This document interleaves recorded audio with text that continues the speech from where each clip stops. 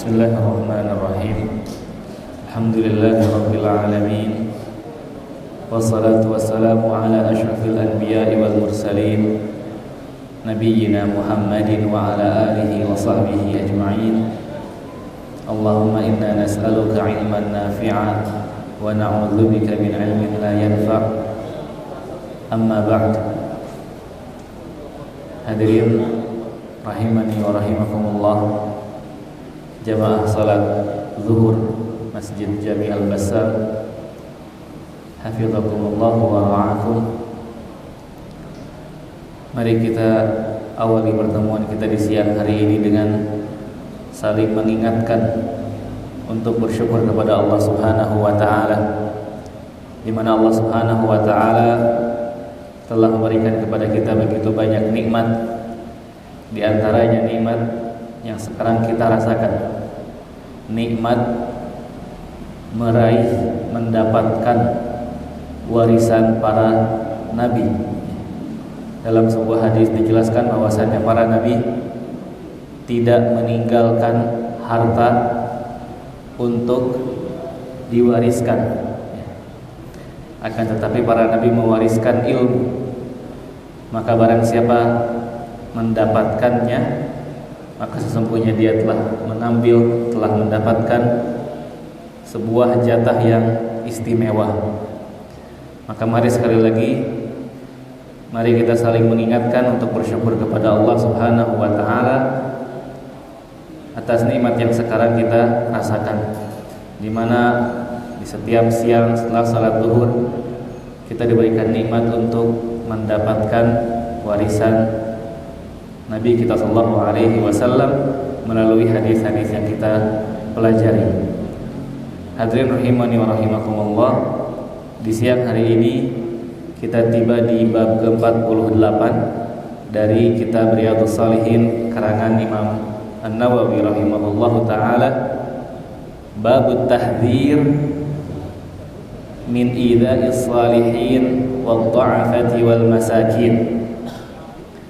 Bab peringatan atau larangan menyakiti orang-orang saleh, orang-orang lemah dan orang-orang miskin.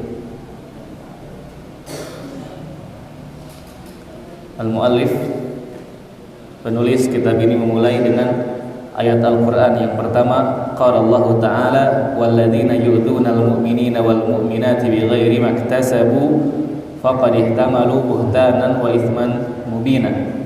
Allah Subhanahu wa taala berfirman, dan orang-orang yang menyakiti orang-orang yang mukmin dan mukminat tanpa kesalahan yang mereka perbuat, maka sesungguhnya mereka, yakni orang-orang yang menyakiti, telah memikul kebohongan dan dosa yang nyata. Wa qala ta'ala, dalam ayat lainnya Allah Subhanahu wa taala berfirman, fa ammal yatima fala taqhar wa ammas sa'ila fala tanhar. Oleh sebab itu, terhadap anak yatim janganlah kamu berlaku sewenang-wenang, dan terhadap orang yang minta-minta janganlah kamu menghardiknya. Kemudian dilanjutkan dengan kalimat pembuka, wa ammal ahadis, adapun hadis-hadis, fakasirah, maka banyak hadis-hadis yang menjelaskan larangan menyakiti orang saleh, orang lemah dan orang-orang miskin itu sangat banyak. Minha hadis Abi Hurairah radhiyallahu anhu fil bab qabla hada. Di antaranya hadis Abu Hurairah yang kita pelajari pada bab sebelumnya. Hadis man adali waliyan faqad adantuhu bil harb. Hadis ini yang kita pelajari beberapa hari lalu. Allah Subhanahu wa taala berfirman dalam sebuah hadis qudsi, siapa saja yang mengganggu waliku, maka aku umumkan perang kepadanya. Wa minha hadis Sa'd bin Abi Waqqas radhiyallahu anhu. Juga hadis lainnya seperti hadis Sa'd bin Abi Waqqas radhiyallahu anhu, al-hadis as-sabiq fi bab mulaqafatil yatim. Hadis Sa'ad pada bab berlemah lembut dan menyayangi anak yatim. Wa qauluhu sallallahu alaihi wasallam, dan sabda Rasulullah sallallahu alaihi wasallam kepada Abu Bakar, ya Abu Bakar, la in kunta aghdabtahum laqad aghdabta rabbak. Wahai Abu Bakar, jika kamu membuat mereka marah, maka kamu telah membuat marah Rabbmu. Ya, ini hadis yang terdapat pada bab perintah untuk menyayangi anak yatim. Kemudian secara spesifik dalam bab ke-48 ini, Al-Imam An-Nawawi rahimahullahu taala mencantumkan satu hadis secara utuh, di mana hadis ini pun sudah kita pelajari di bab-bab sebelumnya, ya, di bab perintah untuk memuliakan, menghormati orang-orang mukmin. Wa an Jundub bin Abdullah radhiyallahu anhu, dari Jundub bin Abdullah radhiyallahu anhu qala, ia berkata, qala Rasulullah sallallahu alaihi wasallam, Rasulullah sallallahu alaihi wasallam bersabda, man shalla salatas subhi, barang siapa telah salat subuh, fahuwa fi dhimmatillah, maka dia berada dalam jaminan Allah Subhanahu wa taala. Artinya Allah Subhanahu wa taala melindunginya. Fala yatlubannakumullahu min dhimmatihi bi syai', maka jangan sampai Allah Subhanahu wa taala menuntutmu dengan sesuatu dari jaminannya. Ya, maksudnya jangan sampai Allah Subhanahu wa taala menuntutmu karena engkau melanggar apa yang Allah Subhanahu wa taala jamin. Fa innahu man yatlubuhu min dhimmatihi bi syai'in yudrikhu, karena sesungguhnya barang siapa yang dituntut oleh Allah dengan sesuatu dari jaminannya, pasti Allah Subhanahu wa taala akan mendapatkannya. Summa yakubbuhu ala wajhi fi nari jahannam, kemudian Allah Subhanahu wa taala akan menelungkupkan wajahnya ke neraka jahanam. Rawahu Muslim, hadis riwayat Al-Imam Muslim. Hadirin rahimani wa rahimakumullah, maka hadis ini dengan jelas kita pahami ancaman yang besar. Allah Subhanahu wa taala akan menelungkupkan wajah seseorang di dalam api neraka, yaitu dia yang mengganggu seorang mukmin yang salat subuh. Para ulama menjelaskan bahwasannya hadis ini memiliki dua makna, ya. Makna yang pertama, ini makna yang sesuai dengan bab yang dicantumkan oleh penulis, yaitu larangan menyakiti orang mukmin. Makna yang pertama dari hadis ini, an yakuna fil hadis nahyun 'anit ta'arrudi bil adza likulli muslimin shalla salata subhi. Hadis ini menjelaskan ancaman, larangan mengganggu atau menyakiti seorang mukmin yang salat subuh, ya. Seseorang yang salat subuh berjamaah, ya, karena dalam riwayat lainnya disebutkan man shalla salata subhi fi jamaah. Jadi keutamaan yang, perlindungan yang Allah berikan kepada seorang mukmin dalam hadis ini diberikan kepada seorang mukmin yang salat subuh berjamaah. Fa inna man shalla salata subhi fa huwa fi amanillahi wa dhamanihi.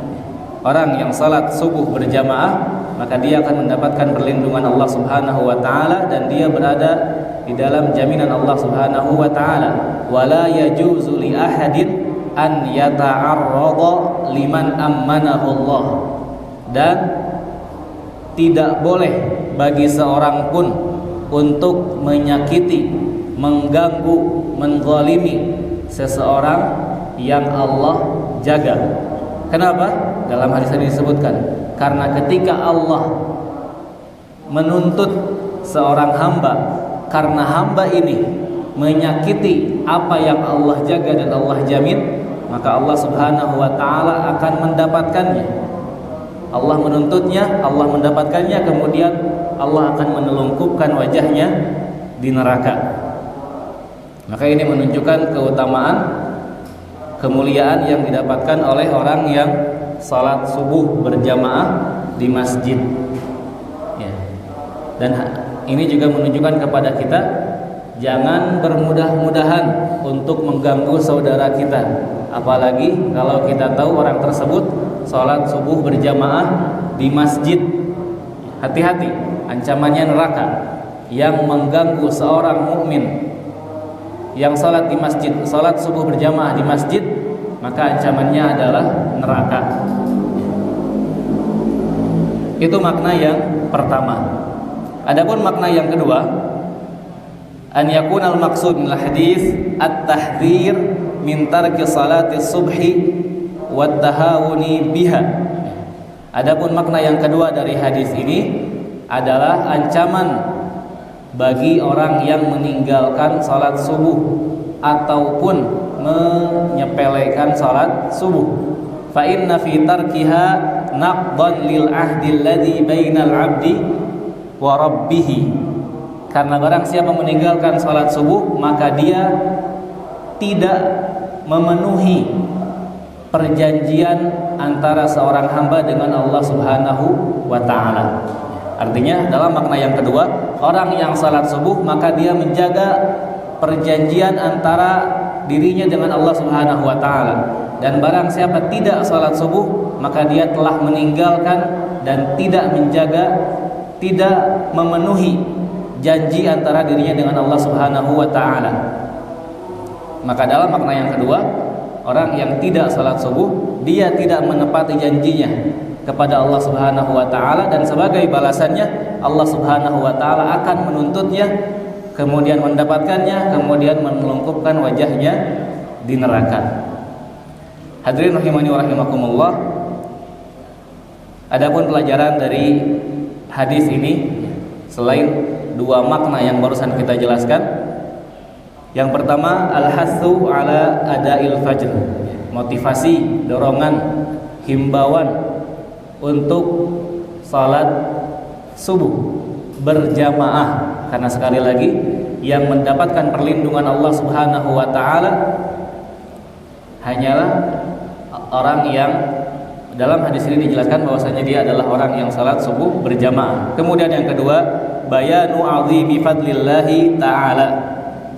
Hadis ini menjelaskan luasnya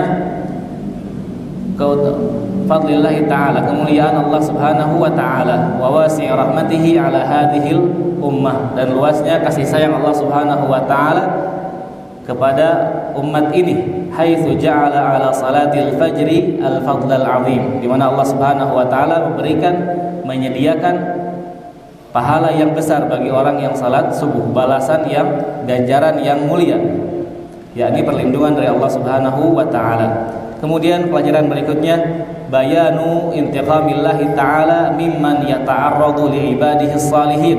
Ya, ini faedah ini sesuai dengan makna yang pertama tadi. Hadis ini menjelaskan pembalasan dari Allah Subhanahu wa taala kepada orang yang mengganggu atau menyakiti orang-orang saleh, terlebih lagi orang yang salat berjamaah, salat subuh berjamaah di masjid.